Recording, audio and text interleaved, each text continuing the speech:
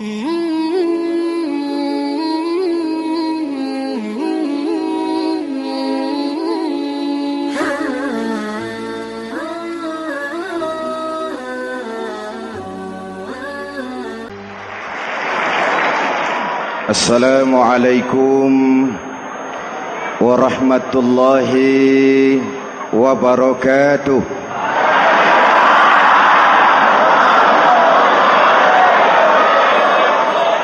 Alhamdulillahi rabbil alamin. Wassalatu wassalamu ala asyrafil mursalin Sayyidina wa maulana Muhammadin wa ala alihi wa sahbihi ajmain, amma ba'du. Para ulama yang saya muliakan, hadirin hadirat ma'asyiral muslimin yang saya cintai, banyak kita alami perubahan-perubahan yang terjadi, baik perubahan yang menyangkut sosial budaya, lebih-lebih yang menyangkut sosial politik. Yang tidak banyak mengalami perubahan adalah sosial ekonomi. Bahkan angka kemiskinan kita naik menjadi 3/5 dari total penduduk kita hidup di bawah garis kemiskinan, dan 20% diantaranya miskin mutlak. Perubahan-perubahan yang terjadi menyadarkan kita kepada kebenaran Al-Quran ketika Allah menyatakan wa tilkal ayyamu nudawiluha bainan nas. Hari itu kami putar di antara manusia. Ada saat datang, ada waktu pergi. Ada hari lahir, ada saat kembali, ada waktu dilantik, ada saat menyerahkan jabatan. Hari kami putar di antara manusia dan hidup cuma sekadar menunggu giliran. Soalnya kemudian di tengah perubahan-perubahan yang terjadi begitu cepat, what must we do now?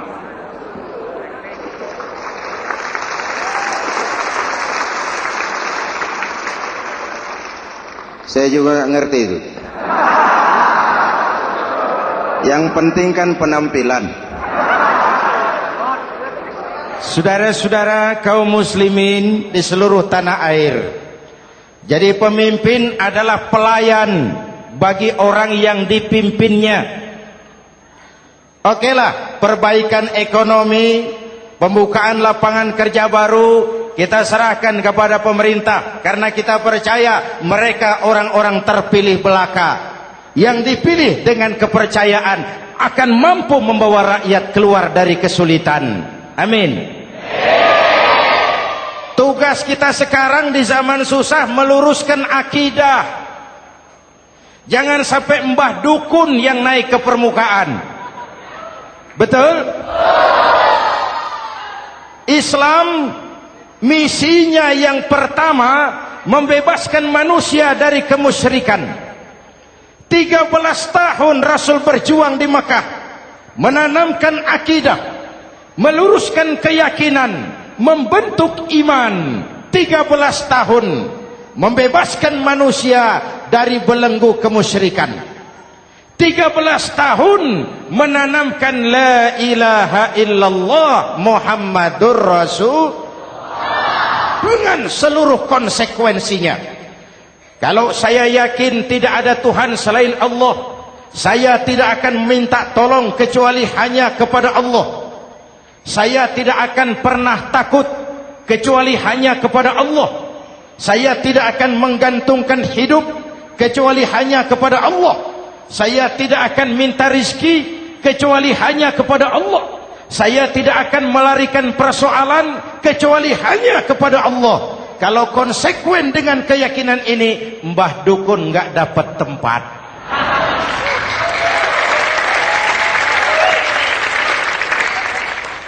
Akur? Ayo lihat secara sederhana. saya sandaran di tiang, tiangnya ambruk, sayanya jatuh.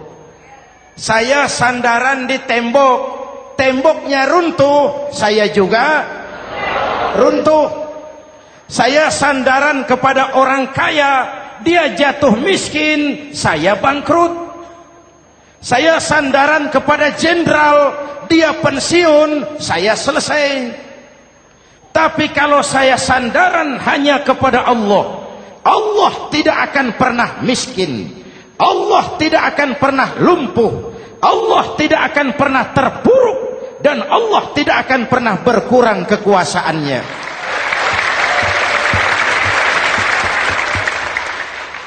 Maka umat Islam, sesulit apapun zaman yang kita hadapi, Allah juga tempat kita bersandar.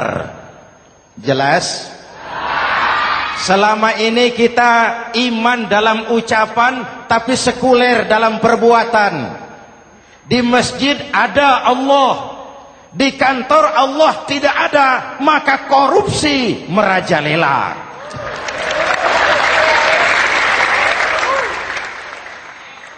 Di masjid ada Allah, di pasar Allah tidak ada, maka timbangan tetap curang. Kita iman dalam ucapan, tapi sekuler dalam perbuatan. Oleh karena itu, sesulit apapun zaman yang kita hadapi, iman jugalah pegangan kita. Allah juga tempat kita bersandar. Boleh zaman berubah, akidah jangan sampai goyah. Karena iman kita hidup, untuk iman kita berjuang, dan dalam iman kita ingin kembali menghadap Allah Subhanahu.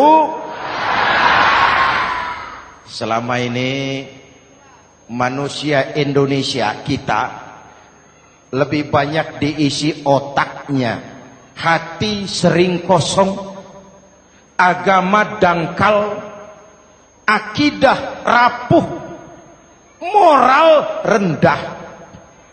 Memang kemudian muncul banyak orang-orang pintar, cuma sayang tidak benar.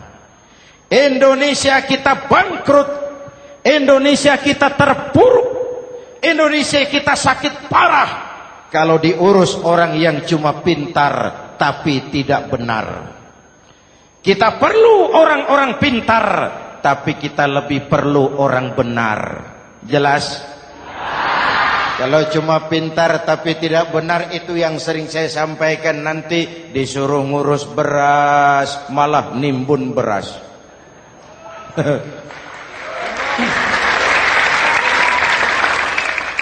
Disuruh ngurus laut malah jadi bajak laut. Disuruh ngurus hutan rame-rame jadi orang hutan. Jutaan hektar hutan Indonesia kita ini merupakan kekayaan sumber daya alam kita yang harus digunakan bagi sebesar-besar kemaslahatan rakyat. Yang disuruh ngurus hukum malah bikin hukum seperti pisau, tajam ke bawah, tumpul ke atas. Jangan heran lalu di masyarakat muncul street justice, pengadilan jalanan, sebagai refleksi dari ketidakpuasan melihat sikap hukum yang sangat berpihak. Kalau yang kecil salah, hukum cepat-cepat ditegakkan.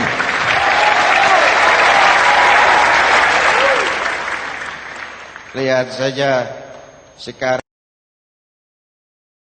sekarang ini kalau orang terkenal banyak uang punya masalah, antri yang bela. Betul? Tapi saudara lihat si Marsinah di Jawa Timur, si Sengkon dan Karta di Jawa Barat, si Udin Bernas wartawan Jogja terseok-seok mencari keadilan, sampai hari ini urusannya masih remeng-remeng. Kenapa bisa begitu? Jawabannya sederhana, tidak ada fulus. Ada fulus mulus, tidak ada fulus manfus. Betul? Jangan sampai para penegak hukum kita terjebak pada lagu baru, maju tak gentar membela yang bayar. Biar bertentangan dengan nurani, biar bertentangan dengan public opini, biar bertentangan dengan rasa keadilan. Siapa yang bayar, itulah majikan. Mau benar atau salah, belain terus. Kalau seperti inilah hukum kita, mafioso keadilan akan tetap gentayangan. Hadirin yang saya hormati, 13 tahun beliau berjuang di Mekah, meluruskan keyakinan, memantapkan akidah, meneguhkan iman. Dari situ segalanya dimulai, dan ke situ segalanya akan menuju. Intan paling mahal, mutiara paling berharga, tidak lain adalah nilai-nilai keimanan. Kalau itu sudah tergadai, apalagi yang bisa kita banggakan dalam kehidupan ini? Kita merasa harta kita berharga, belum ada artinya ketimbang iman. Kedudukan kita punya nilai pun belum ada artinya ketimbang dengan nilai-nilai keimanan. Itu intan paling mahal, itu mutiara paling berharga. Harta baru ada manfaatnya kalau dilandasi dengan iman. Jabatan dan kedudukan baru terasa gunanya kalau dilandasi dengan keimanan. Kalau jabatan lepas dari iman, yang akan lahir Fir'aun baru. Jelas? Kalau harta terlepas dari iman, yang akan muncul adalah konglomerat Korun. Kalau ilmu pengetahuan terlepas dari nilai dasar keimanan, maka yang akan muncul adalah ilmuwan pelacur yang menyalahkan yang benar, membenarkan yang salah untuk kepentingan pribadi. Dan kondisi seperti itu tidak akan membuat kita makin sehat. Oleh karena itu, pada kesempatan ini, pesan pertama saya, menghadapi zaman susah, tetap jaga akidah. Tetap pelihara keyakinan. Kesulitan bukan untuk ditakuti, untuk diatasi. Hidup adalah kerja keras, bukan keajaiban. Perubahan tidak akan datang hanya dengan simsalabim abragadabra. Perubahan tidak akan muncul hanya dengan berandai-andai. Perubahan tidak akan turun dari langit seperti turunnya embun di waktu malam. Perubahan adalah kerja keras. Sehingga Al-Quran membimbing kita, innallaha la yughayyiru ma biqaumin hatta yughayyiru ma bi anfusihim. Allah tidak akan mengubah keadaan suatu bangsa kalau mereka tidak mau mengubah apa yang ada di dalam diri mereka. Yang ada di dalam diri itu rule of thinking, state of mind, cara kita berpikir, cara kita memandang kehidupan, cara kita mengatasi persoalan. Hadirin yang saya hormati, inilah iman. Berangkat dari ini kita menyadari, ini ujian buat kita rakyat. Dan kita rakyat Indonesia ini kalau sama susah sih sudah kenyang. Ya Pak? Ya Pak? Kita ini sebagai bangsa mengalami apa yang disebut oleh Bung Karno up and down. Naik, turun, timbul, tenggelam, pasang, surut. 350 tahun dijajah oleh Belanda, kita susah. Berangkat Belanda masuk Jepang, susah lagi. Pergi Jepang, datang nikah, susah lagi. Lalu kita merdeka, dirongrong oleh berbagai pemberontakan, susah lagi. Makan bulgur, antri minyak. Lalu PKI berontak, susah lagi. Muncul orde baru, lama-lama susah lagi. Orde baru selesai, naik reformasi, mulai repot nasi, susah lagi.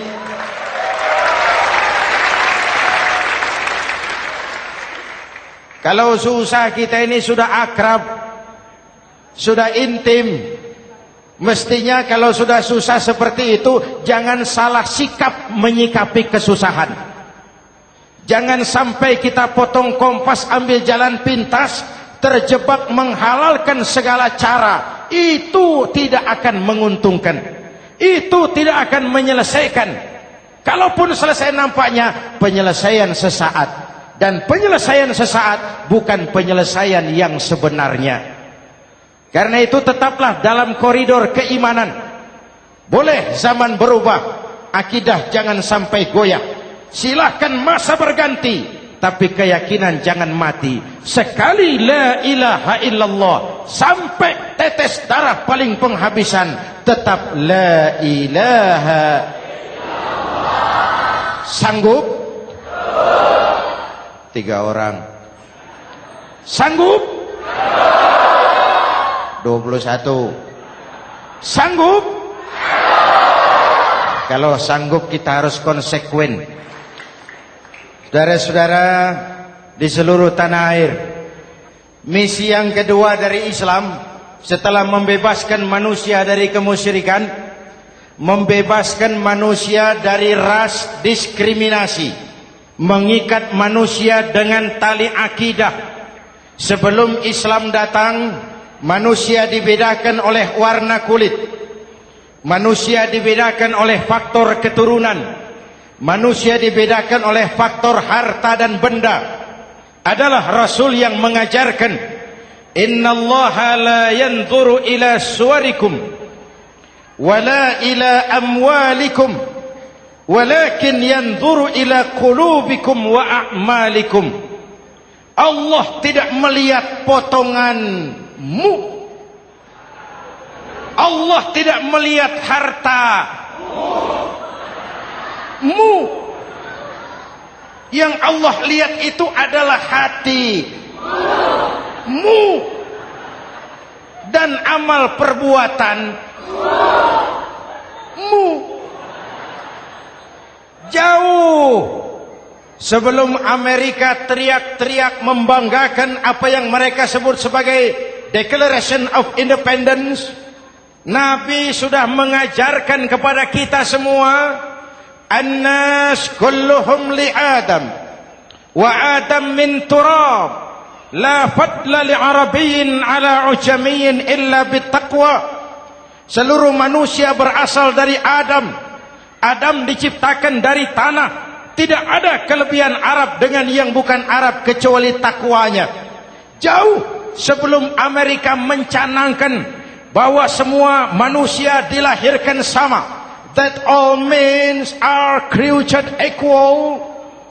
Jauh sebelum itu Islam sudah membebaskan manusia dari ras diskriminasi.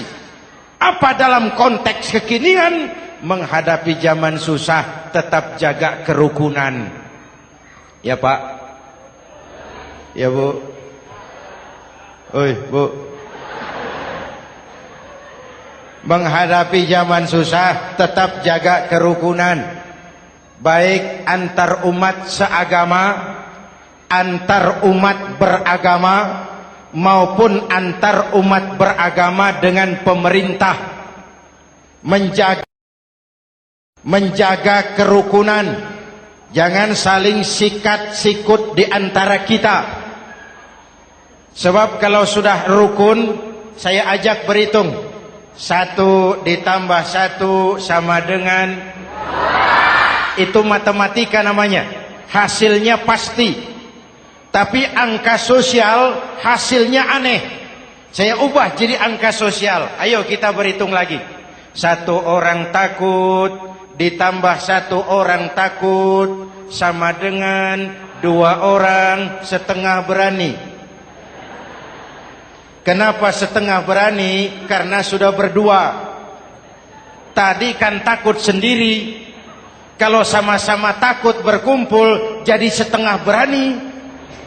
Kalau ditambah 1 orang takut lagi, 1 orang takut ditambah 1 orang takut ditambah 1 orang takut sama dengan 3 orang berani. Kenapa jadi berani? Karena sudah bertiga. Kita yang lemah, kita yang marginal, kita yang dikucilkan, bahkan kita yang dilecehkan, kalau mau rukun kita akan kuat dan tidak bakal dipermainkan orang.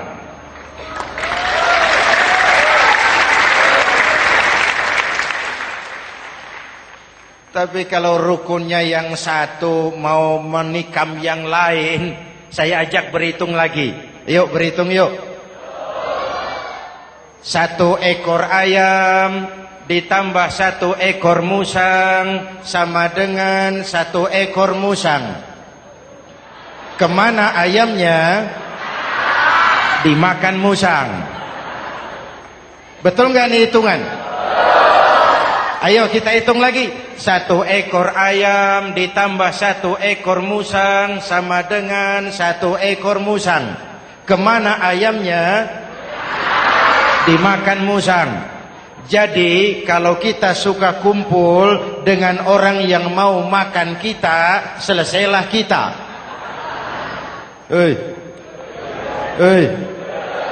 Maka kalau merasa kita ini ayam, yuk kumpul sama-sama ayam, pulang ke kandang ayam. Kalau ada ayam kumpul ke kandang musang, itu namanya ayam minum baygon. Jelas? Menjaga kerukunan. Pertama, antar umat seagama, sesama muslim harus saling menjaga, harus saling memelihara. Baik dia muslim yang jadi kapolri, baik dia muslim yang jadi kasat, baik dia muslim yang jadi pengusaha, baik dia muslim yang jadi petani, nelayan, guru, semua komit menjaga semangat kebersamaan, rukun antar umat seagama. Jelas? Jelas? Hadirin yang saya hormati, atas dasar itu saya ingatkan kembali, kita semua ingin persoalan terorisme dilepaskan kaitannya dari agama manapun. Tidak ada kaitannya terorisme dengan Islam, dengan Kristen, dengan Hindu, dengan Buddha. Tidak ada kaitannya terorisme dengan pondok pesantren.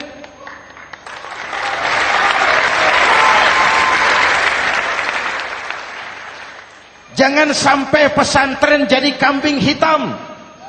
Karena sejak zaman penjajahan, pesantren sudah terbukti memberikan kontribusi bagi perjuangan memerdekakan rakyat Indonesia. Rukun antar umat seagama. Yang kedua, rukun antar umat beragama. Islam ini rahmatan lil. Jangankan manusia walaupun berbeda agama, binatang saja dihormati. Ada hadis, fa iza zabahtum fa ahsinuz zibhata. Kalau kamu menyembelih hewan, sembelihlah dengan cara yang terbaik. Jangan menyembelih ayam dengan pisau tumpul. Itu namanya tidak berperi kebinatangan. Yang kecil lagi, saudara buka babul istinja, makruh buang air kecil di tanah yang berlubang. Sebab apa?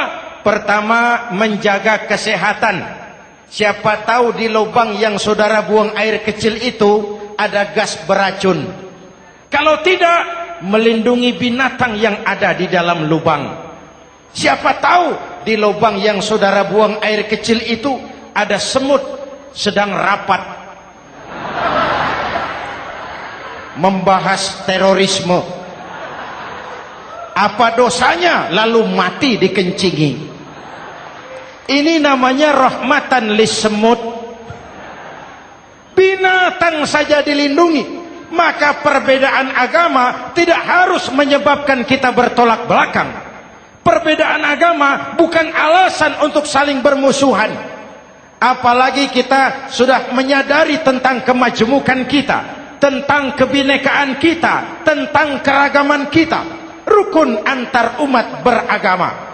Saling menghormati, saling menghargai, tapi tetap dalam batas lakum dinukum. Lalu rukun antar umat beragama dengan pemerintah. Hadirin yang saya hormati, yang benar kita dukung, yang salah kita perbaiki dan kita tegur menurut cara-cara yang diajarkan oleh agama kita. Dan sholat berjamaah, pendidikan bernegara yang paling bagus. Tadi kita sholat ada imam, ada makmum, betul? makmum wajib ikut imam kalau imam benar sholatnya. Rakyat wajib ikut pemimpin kalau pemimpin benar mimpinnya. Masyarakat Islam ini loyal. Masyarakat Islam ini bukan pemberontak. Masyarakat Islam ini taat dan setia. Kapan? Kalau imamnya benar. Imam takbir, makmum.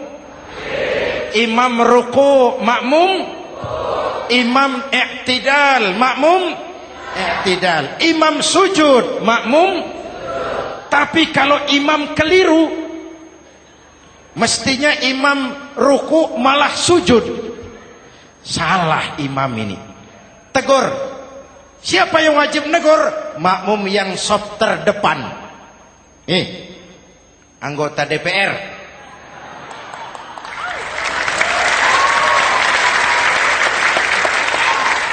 Ini wakil-wakil makmum ini, saf di depan ini. Kalau imam keliru mereka paling tahu.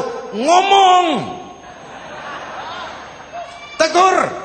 Bagaimana negurnya? Ada aturan main. Mestinya ruku, imam sujud. Salah ini imam. Subhanallah. Kan begitu negurnya. Betul? Tidak boleh juga imam keliru, makmum emosi. Main pegang. Weh, makmum salah. Hoi, hoi. Kacau sholat. Betul? Anggota dewan ini, saf di depan. Itu kalau imam keliru. Satu saat imam buang angin. Namanya manusia bisa buang angin toh. Apa makmum lalu berkata, demi kesetiaan saya kepada imam, imam buang angin, saya lebih keras lagi. Itu namanya fanatisme buta, loyalitas yang goblok. Imam buang angin, minggir. Iyyaka na'budu wa iyyaka nasta'in. Sampai situ imam buang angin, minggir imam. Lalu saf yang di depan maju. Tidak usah bikin solat baru, teruskan pekerjaan imam. Ihdinas siratal mustaqim. Teruskan. Kenapa? Kalau bikin solat baru lagi, nanti buang angin lagi. Bikin lagi solat. Kapan selesainya solat? Kapan selesainya membangun negara ini? Yang penting imam tahu diri, buang angin, minggir.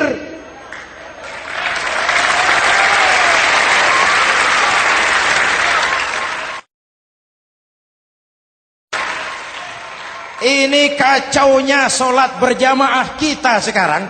Kacaunya negeri kita sekarang. Banyak imam sudah buang angin, gengsi. Dia aja merasa nggak punya salah. Dikasih tahu sama makmum, imam tadi buang angin ya, malah jawab sedikit.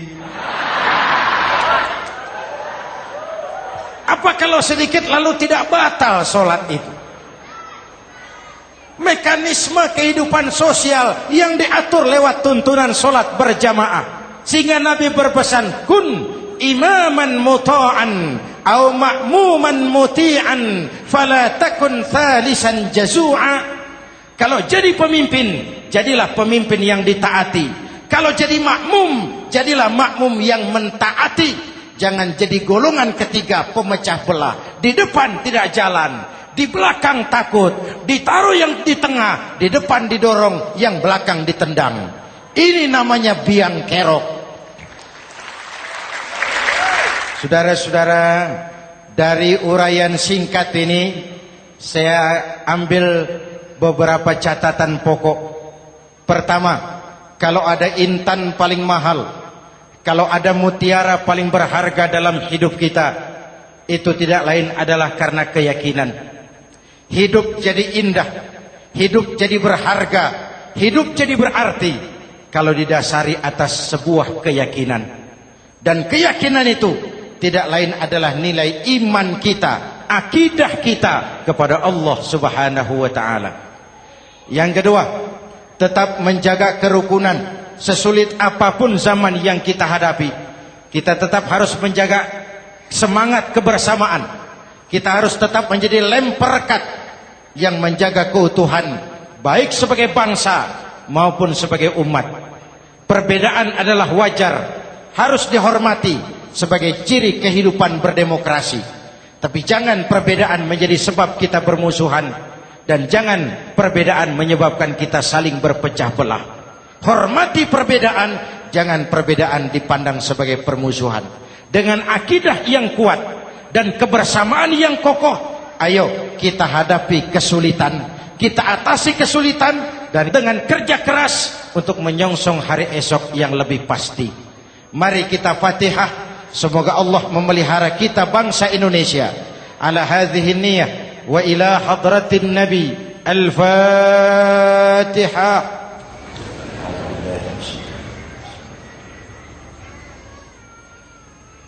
إياك نعبد وإياك نستعين من الصراط المستقيم صراط الذين أنعمت عليهم. بسم الله الرحمن الرحيم. آمين. الحمد لله رب العالمين. اللهم صل وسلم وبارك على سيدنا محمد وعلى آله وصحبه أجمعين. اللهم ربنا تقبل منا صلاتنا وصيامنا وقيامنا وتخشعنا وتعبدنا وتمم تقصيرنا يا أرحم الراحمين. اللهم أصلح من في صلاحه صلاح المسلمين، اللهم أهلك من في هلاكه صلاح المسلمين. اللهم ربنا لا تؤاخذنا إن نسينا أو أخطأنا، ربنا ولا تحمل علينا إصرا كما حملته على الذين من قبلنا، ربنا ولا تحملنا ما لا طاقة لنا به، واعف عنا واغفر لنا وارحمنا، أنت مولانا فانصرنا على القوم الكافرين. اللهم اجعلنا من السعداء المقبولين ولا تجعلنا من الأشقياء المردودين. أفضل ما قلته أنا والنبيون من قبلي لا إله إلا الله.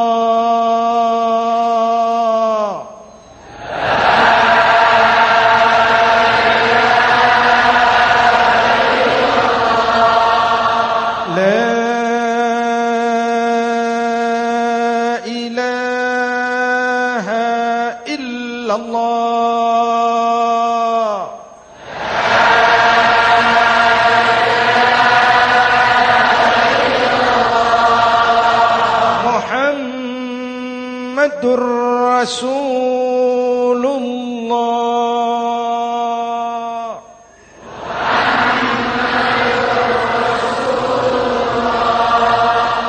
sallallahu alaihi wa alihi wasallam. Kalimatu haqqin 'alaiha nahya wa 'alaiha namut wa 'alaiha wa biha nub'atsu insyaallah minal aminin minal aminin minal aminin rahmatika ya arhamar rahimin. Sallallahu ala Sayyidina Muhammad wa ala alihi wa sahbihi ajma'in. Ana rabbika rabbil izzati amma yasifun. Salamun alal mursalin. Walhamdulillah rabbil alamin. Jumpa lagi di lain kesempatan insyaallah. Wassalamualaikum warahmatullahi wabarakatuh.